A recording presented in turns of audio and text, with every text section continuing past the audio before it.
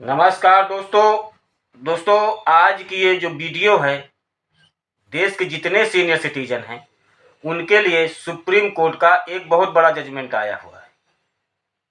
इस वीडियो में मैं आपको केस नंबर भी बताऊंगा और जजमेंट जो आया हुआ है देश के जितने सीनियर सिटीजन हैं उनके लिए क्यों उपयोगी है। तो ये वीडियो आप लोग देख जरूर लीजिएगा, क्योंकि अगर आप लोग ये वीडियो देख लेंगे, अगर सीनियर सिटीजन है देख रहे हैं तो सही है। अगर आप सीनियर सिटीजन नहीं हैं, मतलब कि अगर आपकी उम्र 60 वर्ष ऊपर नहीं है, कम भी है, तो आपके घर में कोई सीनियर सिटीजन होंगे, उनके तहत ये जो सीनियर सिटीजन है उनके लिए भी, जो नहीं है उनके लिए भी, दोनों के लिए बहुत इंपॉर्टेंट वीडियो है। केस नंबर और पूरा डिटेल मैं इसे अपने शब्दों में आप लोगों को बताऊंगा, क्योंकि सुप्रीम कोर्ट को जो जजमेंट आता है वो बहुत बड़ा होता है। तो इसको मैं मेन चीज़ को अपने शब्दों में बनाया हूँ, उसको मैं आप लोगों को प्रस्तुत करूँगा और आप लोगों के लिए ये वीडियो बहुत ही इम्पॉर्टेंट है। अगर आप लोगों को कोई कहीं भी दिक्कत आ रही है और कुछ जानकारी ज़्यादा लेना चाहते हैं तो उसके लिए मेरे वीडियो में एक छोटा सा कमेंट कर दीजिएगा। छोटा मैटर रहेगा तो मैं कमेंट में सॉल्व कर दूंगा, बड़ा मैटर रहेगा तो वीडियो के एक पैकेज बना करके आप लोगों तक पहुंचाऊंगा। उसके लिए क्या करना होगा कि आप लोगों को मेरे चैनल को सब्सक्राइब करके बेल आइकन को ऑल पर सेलेक्ट रखना होगा, जिससे कि आप कुछ कमेंट में क्वेश्चन करेंगे तो जब मैं उसका आंसर आप लोगों को दूंगा, तो अगर आप लोग मेरे चैनल को सब्सक्राइब करके बेल आइकन को ऑल पर सेलेक्ट रखेंगे तो सबसे पहले वीडियो पढ़ते ही आपके पास नोटिफिकेशन पहुंच जाएगा और आप उसका पूरा नॉलेज ले सकेंगे। तो चलिए मैं आप लोगों को बताता हूं, सुप्रीम कोर्ट ने जो सीनियर सिटीजन के लिए बहुत बड़ा जजमेंट दिया हुआ है, जिससे कि देश के जितने सीनियर सिटीजन हैं उनको बहुत बड़ा लाभ मिल रहा है, उसके लिए मैं आप लोगों को बताता हूं। पहले आप लोग जान लीजिए कि सुप्रीम कोर्ट में ने किस केस में ये फैसला सुनाया है। तो केस का जो नाम है वो है उर्मिला दीक्षित बनाम सुनील शरण दीक्षित एंड अदर्स। इसमें फैसले की तारीख है 2 जनवरी 2025। मैं अपने शब्दों में आप लोगों को बता रहा हूं ताकि आप लोग दिक्कत न हो। अगर ज़्यादा मैटर में कि आप लोग ये हो रहा है कि नहीं गलत बता रहे हैं तो आप गूगल भी कर सकते हैं। 2 जनवरी 2025 फैसले की तारीख है इसकी। तो इसमें क्या है, होता क्या है कि आजकल के टाइम पे मैं अपने शब्दों में व्याख्या कर रहा हूं, बहुत सरल तरीके से आपको समझ में आ जाएगा। आज के टाइम में क्या होता है कि जब कोई व्यक्ति की शादी हो जाती है, शादी होने के बाद उसके बच्चे होते हैं, भाई प्राकृतिक का नियम है, तो उसके बाद जिम्मेदारियां बढ़ जाती हैं इंसान की।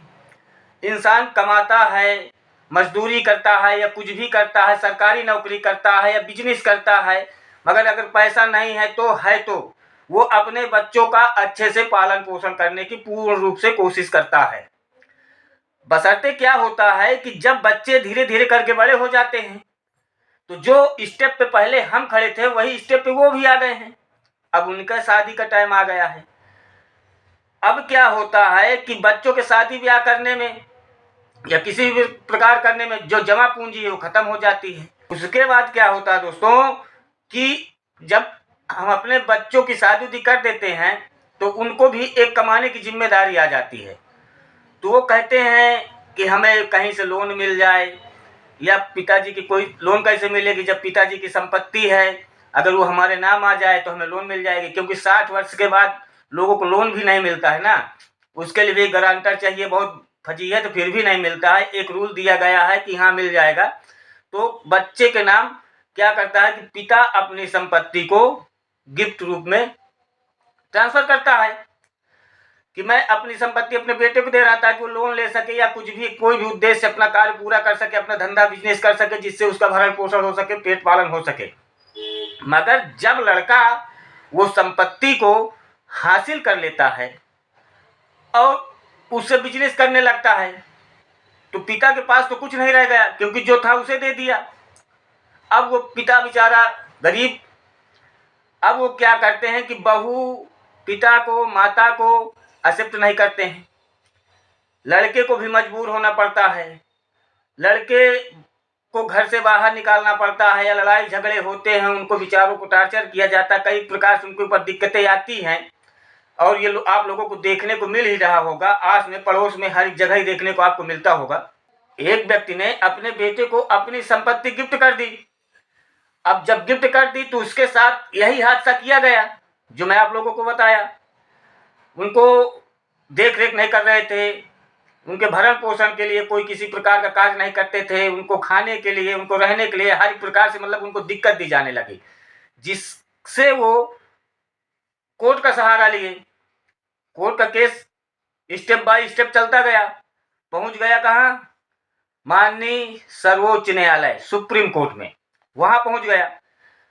तो वहां पर यह देखा गया कि जो पिता अपने बच्चे को गिफ्ट रूप में अपनी संपत्ति दी थी, उसमें वो देते समय एक चीज मेंशन कर दिया। मेंशन क्या कर दिया कि अगर मेरा लड़का मेरे आखिरी समय पे, जबकि मेरे हाथ पैर काम नहीं करेंगे या मैं कमज़ोर हो जाऊंगा, मेरे पास कुछ ना होगा, तो मेरी ये देखभाल करेंगे।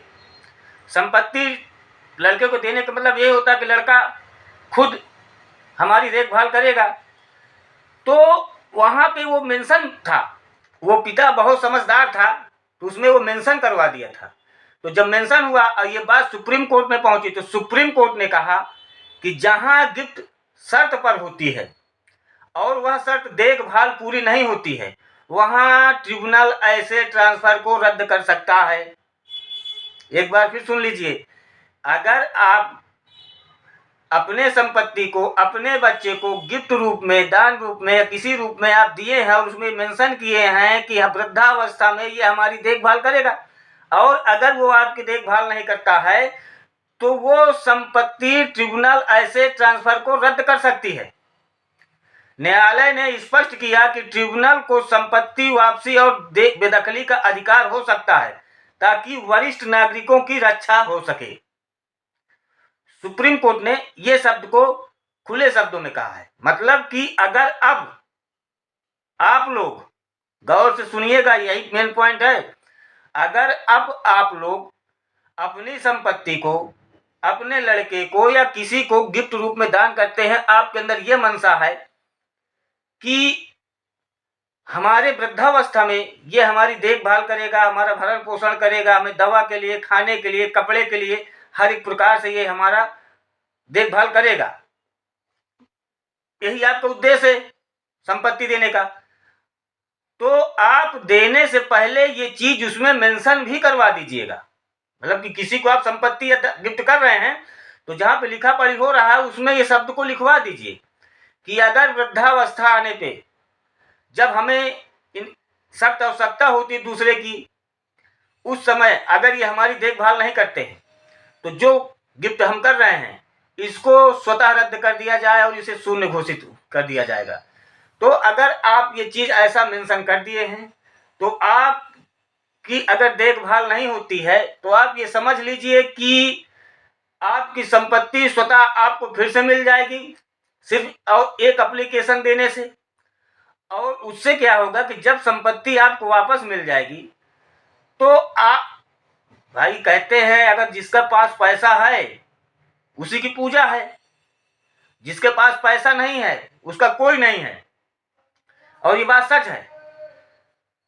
ज्ञान उपदेश देना एक अच्छी बात है कि नहीं पैसा कुछ नहीं है, मगर एक बात मान लीजिए, पैसा ही सब कुछ है और कुछ भी नहीं है।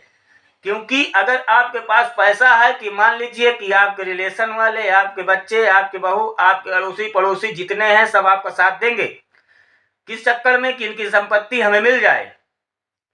और अगर आपके पास संपत्ति नहीं है तो आपके दरवाजे पे कोई नहीं होगा, आपके आस पड़ोस में कोई हो, गांव के क्षेत्र एक आपके एरिया में कोई बड़ा पैसा वाला हो, देखिए वहां पे कितनी भीड़ लगती है, लोग बाग जाते हैं, पैर छूते हैं और खुद को गर्व महसूस करते हैं कि आज हम इनका पैर छू लिए, सेल्फी ले लिए, फोटो खिंचवा करके डाल दिए, जबकि जिसका पैर छू के आ रहे हैं वो उसे बिल्कुल कहीं से दूर दूर तक नहीं पहचानता है। मगर लोग बाग अपने आप को गर्व से प्रफुल्लित हो जाते हैं कि आज हम इनके साथ, भैया जी के साथ फोटो खिंचवाए, मिलने का मौका मिला और बैठ करके भारी चर्चा विषय हुई, भारी चर्चाएं हुई, जबकि कुछ नहीं होता, पैर छूले जाते हैं, उनको मालूम नहीं कौन है कौन नहीं है। तो आज के टाइम में भैया पैसा की पूजा है। आपके आस पड़ोस में जो सरकारी नौकरी में कोई सीनियर सिटीजन रहा हो रिटायर हो गया हो, पेंशन उसे मिल रही हो, देखिए जा करके उनके बच्चे उनका कैसे देखभाल कर रहे हैं। ऐसे देखभाल कर रहे हैं कि पिताजी या दादाजी अभी 1 महीना 6 महीना और जी जाते तो हमारा बिल्कुल सब कुछ सही हो जाता। क्योंकि मैं जाता हूँ, कई लोगों से मिलता हूँ तो मैं ये देखता हूँ, क्योंकि मैं ऐसी वीडियो बनाता रहता हूँ तो मेरा कुछ उद्देश्य भी अलग रहता है। तो भाई साहब, जिनको पेंशन मिल रही है, मैं अपने आप की देखी हुई बात बताता हूँ, क्योंकि जो मैं वीडियो बनाता हूँ सत्य बनाता हूँ। जब तक कोई चीज़ को मैं सही से कन्फर्म नहीं हो जाता हूँ, तो मैं जो अपने आप से देखता हूँ कि लोग बाग अपने घर में जा कर के देखो, जो पेंशन मिलता है उनका बिस्तर बिल्कुल एकदम सफा क्लीन, होम्योपैथिक की अलग दवा रखी है, कई एक प्रकार की उनको सुविधाएं दी जाती है। वक्त से पहले चाय नाश्ता जो कुछ भी उन्हें खाना पीना जो कुछ भी है उनको समय से पहले ही मिल जाएगा।